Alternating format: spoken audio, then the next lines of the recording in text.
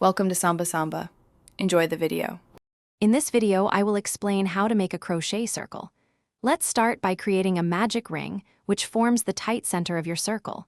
This technique prevents a hole in the middle, giving your project a professional look. Then, work 6 single crochet stitches into that ring.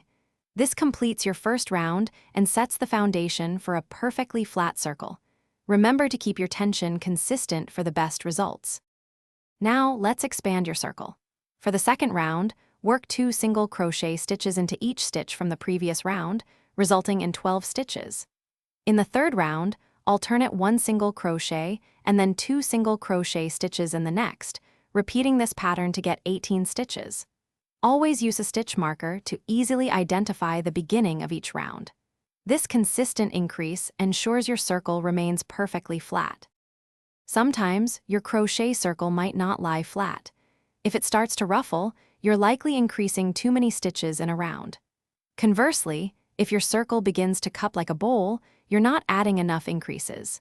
The key is to follow a consistent increase pattern, typically adding 6 stitches per round for single crochet. Always count your stitches at the end of each round to catch errors early.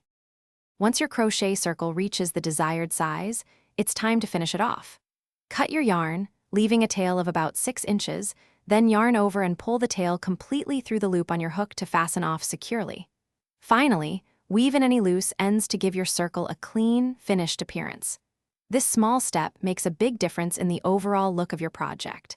And speaking of clean, if you're looking to upgrade your home, check out the Shark AI Ultra Robot Vacuum.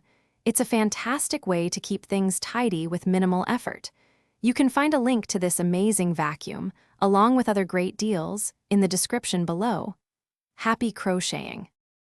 Thanks for watching. Consider subscribing if we helped you.